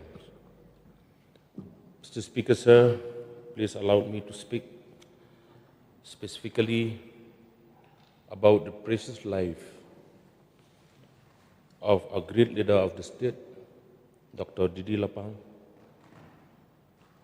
whom we fondly knew as Mahet in Riboh district. The passing of Dr. Didi Lapang is a great personal loss to me. He was my mentor and like a father to me. I can confidently say that because of him, I stand here today in this position. I used to say that myself and Ba Admiral Bon Siem, we passed from the same school, which we call Dr. Didi Lapang School of Politics. Dr. Didi Lapang was a man of his word and a man of discipline.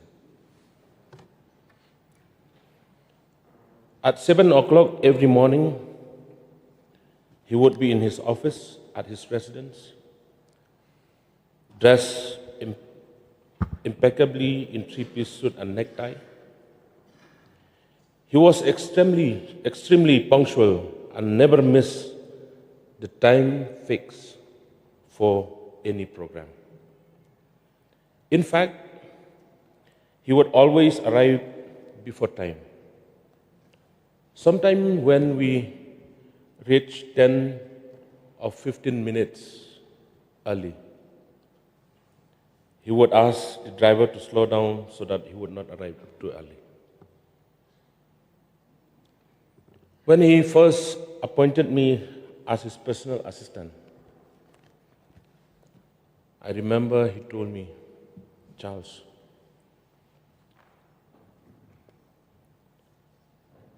you have to assist me on my visit to Delhi." That is the first time. But I remember he did not allow me to sit in his car. Instead, he asked me to sit in the police vehicle. After 6 months, I remember, before one of our trip to Delhi, he told me to sit with him in his car. From that time onward, I traveled with him and even booked seat in the same row during flights. He did this because he wanted to train me. He believed in testing and shaping a person before promoting him. Through him, I learned discipline, patience, and responsibility. He was a leader who respected everyone. If he was invited to a program and could not attend, he would personally ensure that a letter of regret was sent on time. He never forgot to wish national and state leaders on their birthday. If ever we forgot to send greetings, he would scold me. That showed how much he valued relationship and courtesy. As Ma Amiral has said, he was also a powerful speaker, a preacher, and a good singer. Among his most memorable sermons were The Empty Chair and Wrong Number, which touched many hearts. Mr. Speaker, sir, I remember in 2011 when he delivered a speech at an institution in Bangalore. Many students, especially those from Meghalaya, were moved to tears by his words. Above all, he taught me the importance of gratitude. One lesson I can never forget is when he would say, "Never forget to say thank you, and always count your blessing." Whenever I completed any task assigned by him, he would never fail to say, "Charles, thank you." That humility truly defined his greatness. As a public representative from Ribahoi district, I will never forget what he has done in Ribahoi district. Since he was first elected in the year 1972, he worked tirelessly for the poor and the needy. He was instrumental in the establishment of many institutions and organizations, including Ribahoi College, the Ribahoi District Sports Association, the Ribahoi Dorbar, the Ribahoi Youth Federation, RBYF, and the Northern College. During his tenure as Chief Minister, Ribahoi was granted full-fledged district status on the 4th June 1992, an achievement that remains historic for the people of Ribahoi district. Indeed, his passing is a great loss to Ribahoi district and to the state as a whole. As Chief Minister, there are countless contributions he made, which I cannot fully mention due to the constraint of time. However, Mr. Speaker, sir, I would like to remind this House that the inauguration of the Northeastern Indira Gandhi Regional Institute of Health and Medical Science, NEGRIMS, took place during his chief ministership, a milestone in strengthening healthcare in our region. Today, we mourn not only a leader, but a statesman, a mentor, and a father figure. His legacy of discipline, respect, humility, and gratitude will continue to guide us. Mr. Speaker, sir, I rise with deep humility and gratitude. I am not certain whether it is customary to say thank you on such a solemn occasion, but on behalf of the bereaved family and personally, having stood with him and his family for so many years, I feel it is my duty to express our heartfelt appreciation. I sincerely thank the Honorable Chief Minister, our Deputy Chief Ministers, ministers, and also the esteemed member of this August House and the state government for the dignity, respect, and support extended during the state funerals. Your presence, your solidarity, and the honor bestowed upon him have brought great comfort to the family in this moment of profound loss. Once again, I convey my deepest condolences to his wife, Nya Ametis Lindabla, his son Baluk, and his grandchildren. May God continue to bless and comfort them in this time of sorrow. I'll miss him. I'll miss Dr. Didi Lapang Mahe. We will miss him. Rest in eternal peace, beloved Mahe. Your light and your lessons will forever guide our district, Diboy, and Meghalaya. With these few words, Mr. Speaker, sir, thank you so much. I resume my seat. Thank you. Yes. Thank you, Mr. Speaker, sir. So I now rise also to join the Leader of the House, Leader of Opposition, Honorable MLA from Nongpo, Honorable MLA from Mahoti, for the condolence message for these great and tall leaders of our state, Shri late Didi Lapang, late R.A. Lingdo, and other leaders from other states. Well, sir,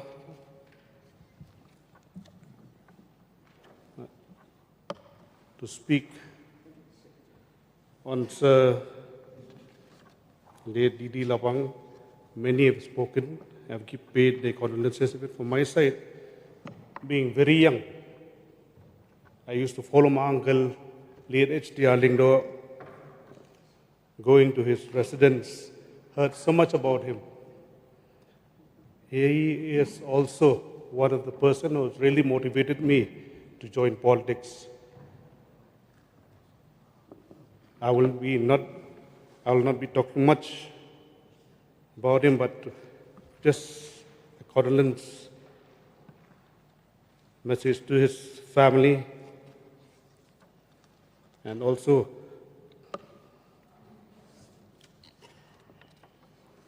to the constituency of Nongpo.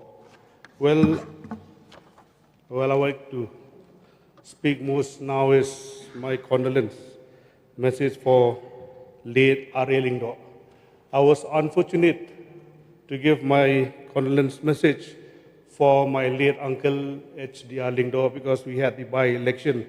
But this time, I've been given a chance, and I'm fortunate enough to give the condolence for my uncle too, because late H.D.R. Lingdo also we call him Mahedon, and late R.A. Lingdo, I also call him Mahe. The constituency of Soyong call both these leaders Mahe. So for Mahe, R.A. Lingdo, being a representative from Soyong constituency who was passed on the 4th of December 2025, he has lived a very long life for 80 years. What I remember most about him being very young, he was first, before he joined politics, he was a sports officer. I remember meeting him in the 90s when I was very young. He used to come and visit my mom, come to the house. We used to discuss. I used to hear Mahe Ari Lingdo and my dear uncle H.D.R. Lingdo discussing about sports, then talking about why don't you take the post of MDC. Then both decided he left the government job and joined politics, starting from the post of MDC. Then later on in life, what I saw is they both part ways, and my uncle, late R.A. Lingdo, contested for the election in 1998 and won the election also in 1988, became the MLA of Soyong. He also became a minister of the state and has done so much for the state too. Well, late R.A. Lingdo, he is an uncle to me because we are also from the same clan. Late H.D.R. Lingdo also a Thaba. Mahe R.A. Lingdo too is a Thaba, well, the same for me. He is a soft-spoken person, very humble, and he was also very disciplined, especially with timings, I remember. And remembering him fought many elections till the day he was getting old, and I was very fortunate enough to be guided by him. It was in the year 2018. I was lucky and fortunate enough to go and tour the constituency of Soyong with him. I remember going to funerals and some sports program in my constituency. He would always like to push me. And also guided me. When he see people, though he is old, he will say, go and shake the hands of all. I would do that. And he would try to improvise. Whenever I tried to speak, he would try to guide me and give me some points how to speak and give a speech in a different way where people will try to understand how to give speeches in terms of in a political way. So I have learned so much from him.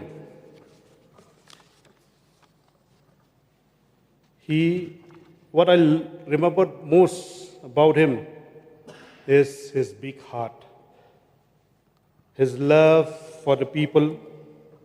The people of the constituency of Soyong really missed him. His dedication to his work, and he always kept the people first. His love for sports is enormous. He is also one of the founders of the club Shillong Lajong, and also a member of the Shillong Sports Association. His love for sports and also for politics and also for the party, United Democratic Party, UDP.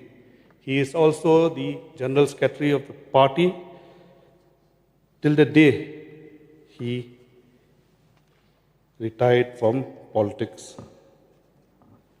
It so happened that my late uncle H.D.R. Lingdo, being a member of the National Congress at that time, when they always fought each other in the constituency of Soyong. And there was a time when late H.D.R. Lingdo lost the election. Then there were talks, I came in between, where a message was sent that my uncle late H.D.R. Lingdo would like to join the party UDP. There were talks in the constituency, and in 2022, where H.D.R. Lingdo, late H.D.R. Lingdo, my uncle, joined the party, I remembered my uncle late R. Lingdo Mahayatin. He called me to his residence, and the moment I met him, he smiled. He told me that I'm very happy that Badon has joined the party. I never thought he'll ever join, but this day is the happiest day that we are together in the same party. So it is a story and also a little bit interesting because why it is both are my uncle and also from the same constituency, and also me being a Thaba, now being the representative in the assembly from the same constituency too. So lastly, what I see is they are great leaders from the constituency and also to the state too. And the lesson of what I've learned from late R.E. Lingdo, there were times we would tour together in 2018. We would sit down while I drive the car. I remember, while I drive the car, he would tell me, you can be busy all the time. You will have so much of work to do with the people, but always remember this thing. Always stick to your principles. So that is what I learned from him, and I will be not speaking much, but I would just like to say that the people of Soyong constituency really miss late R.E. Lingdo, his contribution to the constituency and also to the state. With these few words, I now resume to my seat. Any other members who would like to participate? Okay. Since there are no more participants, I would also like to join the Honorable Chief Minister, the Honorable Leader of the Opposition, and the other honorable members of this august House to express my condolences to the bereaved families of previously mentioned 18 illustrious individuals and leaders who have passed away during the last 6 months. I had personally known quite a few of them, but I may not be able to name all the honorable members, but I also would like to join this House.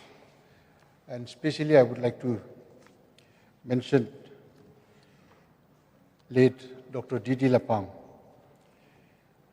who had passed away on 12 September 2025 at the age of 91. He emerged from humble beginnings, marked by an early loss and economic hardship, but he rose through sheer determination and integrity to occupy the highest offices of governance of the state, with an exceptional distinction as chief minister on 5 occasions, and as deputy chief minister, as a cabinet minister and leader of the opposition, and later as chief advisor and advisor to the government of Meghalaya during his long span of his political life. His contributions to the governance, institutional stability, and democratic traditions have left an indelible imprint on the political history of the state. I had the privilege of being acquainted with him since 2018, when I was serving as the Member of Parliament in the Rajya Sabha, representing the state from the year 2008 onwards.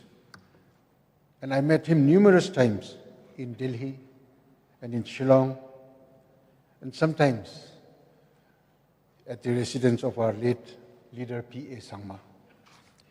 And I had the opportunity of learning so many things from him.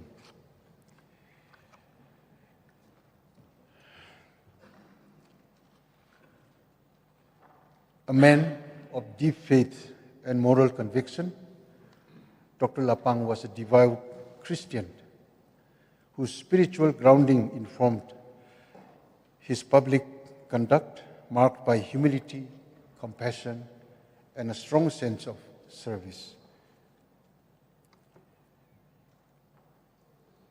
In recognition of his outstanding contributions to society, governance, and education, late Dr. D.D. Lapang was conferred with several prestigious honors, including doctorates in divinity, philosophy, and letters from reputed institutions.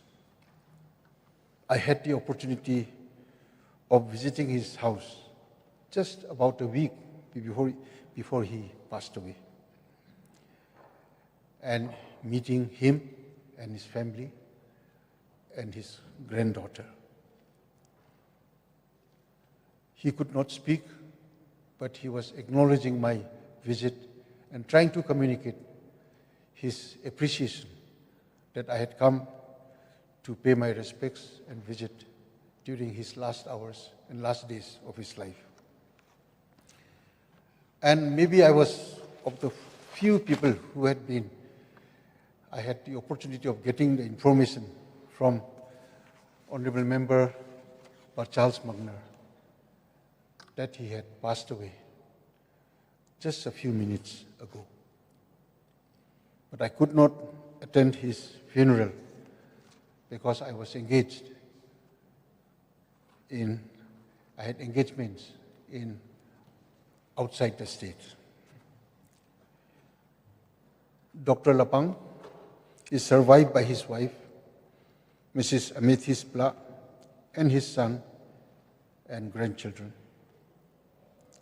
I join with all the members of this house, August House, in mourning the loss of this visionary leader, a principled public servant, and a compassionate human being whose life exemplified the highest ideals of service and sacrifice. I also pay my respects to late R.A. Lingdo, who passed away on 4th December 2025 at the age of 80. He was a former minister of the state, MLA, who ably represented the Soyang constituency.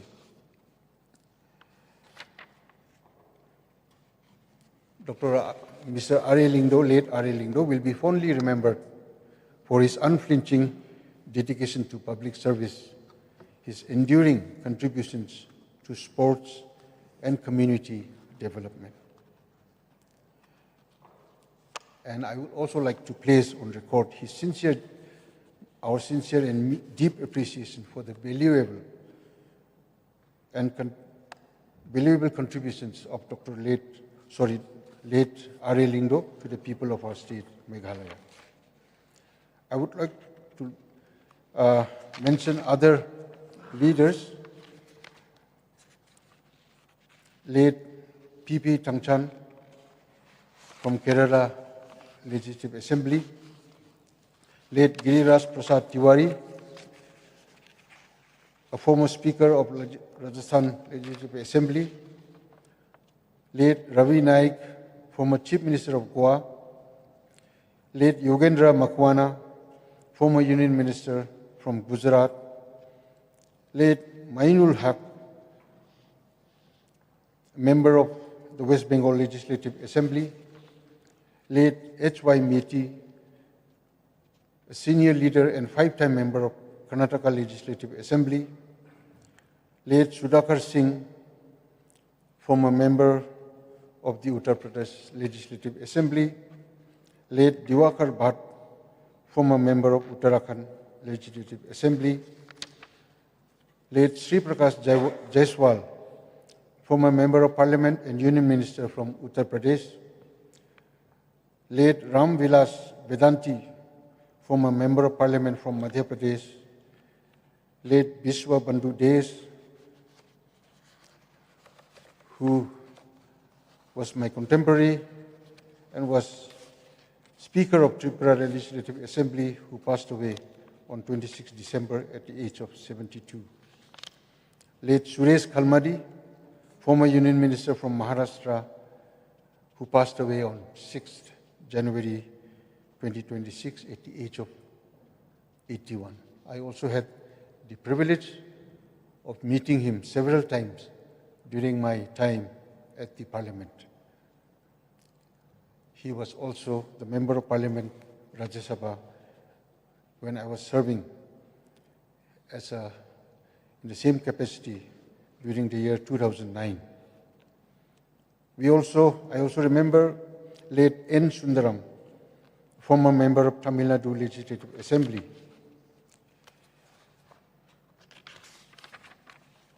And I want to place on record my profound sorrow in the passing away of late Imkong Elimchen, former Minister of Nagaland, who departed on the 11th November 2025 at the age of 70 years. I had the privilege of knowing him since 2018, when he had come to Shillong and to meet our Honorable Chief Minister and myself, and meeting him, discussing several political issues of Nagaland and the Northeast region in general, and meeting him several times and getting closely acquainted with him for several times since 2018. When he passed away on 11th November, the Commonwealth Parliamentary Association Zone 3 conference was being held at Kohima, and I had the privilege of paying my respects of his mortal remains and body when his mortal remains and body was kept at his Dimapur residence before his body was taken to his native village, Mangmetong village, for his final funeral service. I also join in paying my respects to late Shivraj Biswanath Patil, eminent statesman and former Union Minister from Maharashtra, who passed away on 12 December 2025. He was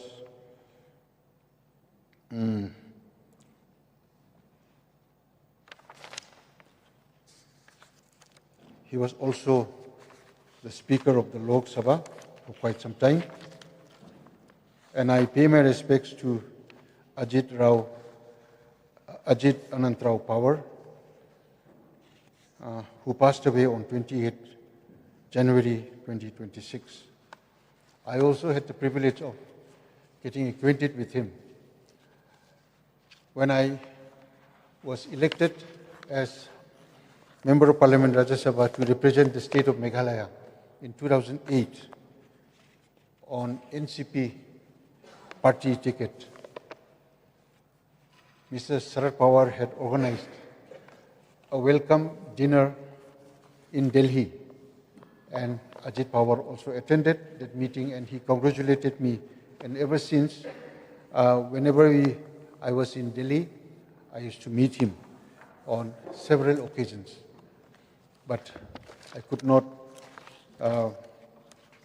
be fully acquainted with him, but I expressed my sorrows, deep sorrow, at his passing away so tragically on 28 January 2026. So I join with this house, August House, and pay respects to all the departed souls, 18 individuals who had passed away during the last 6 months. May I now request all the honorable members to rise and observe 2 minutes of silence as a mark of respect to those departed souls.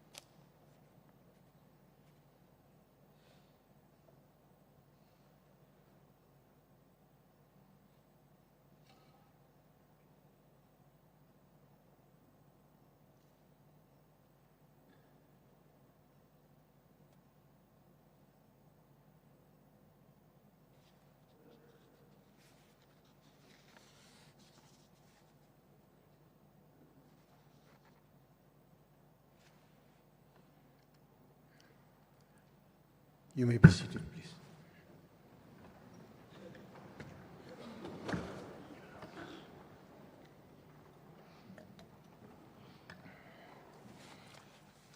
As there is no further business before the House for the day, the House stands adjourned till 10 a.m. on Tuesday, the 17th February 2026.